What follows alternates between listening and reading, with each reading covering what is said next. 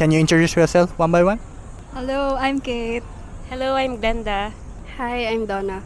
What is the best advice for Japanese people wanting to speak English confidently? I think what worked for me is that you consume a lot of media in English. So growing up, I watched a lot of cartoons in English. I listened to a lot of English songs, so that helped me speak English fluently. As for me, so I think you don't need to be afraid in case you encountered mistakes on the grammar because we all learn from those mistakes. It's good that we know that those mistakes will always lead to new learning.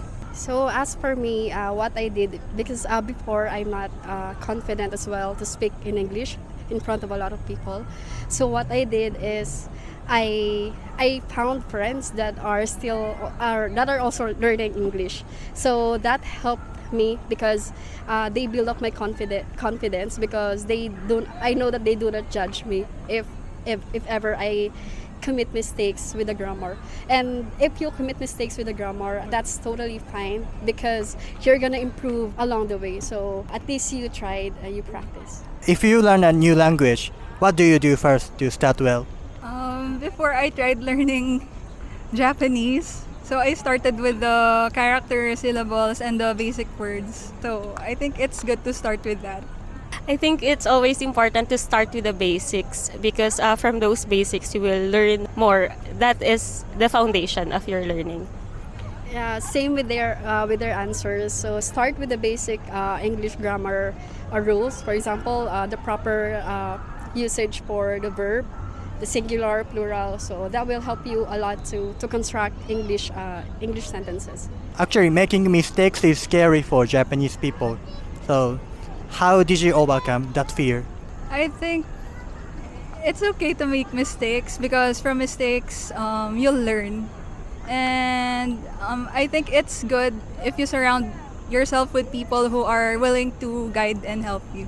Just like what she said, it's okay to make mistakes. Don't be afraid if you have those kinds of mistakes because in learning, you really starts from those mistakes and then those mistakes will be very much useful to you. Actually, that aids to memory retention. So as for me, like what they said, the advice that we can give, and also we have this quote that says, do it scared anyway. So that's it. You commit mistakes, that's fine. You have wrong grammar, that's fine. As long as you practice, because over time, you will learn from those. Actually, there are a lot of Japanese people coming here for studying English. So, what's the best thing about learning English here in the Philippines? Do you have idea? Growing up, English was already embedded in our curriculum. That would be a good foundation for Japanese people learning here because starting from grade 1 until college, it's in our curriculum. So first thing to put in mind, age doesn't matter. So even though we started at a young age, not all of us learn that fast in English. So it takes a lot of practice, and also it's okay if you start late. For example, if you're on your late 20s or early 20s, that's fine.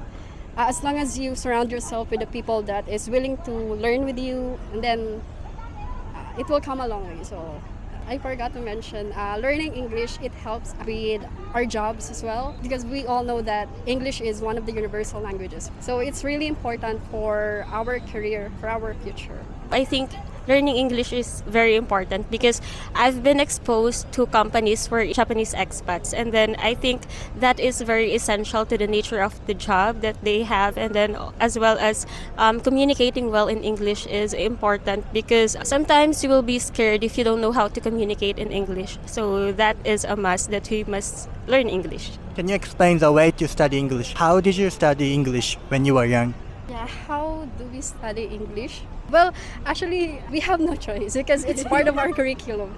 So we have English subjects since we entered grade 1, right? You just really have to push yourself. Practice to read, to listen to movies or videos like that. Try to read aloud. That will help you with the correct pronunciation of the words. I think it's important that you know the English words for the vocabulary that you currently know. For example, you're into Japanese language, so it is important that there's translation, something like that. You have application, so that will also help practice applications. I think it would also be helpful if you have a study buddy whom you can converse in English. So that would be very helpful. That's all. Thank you so much for today.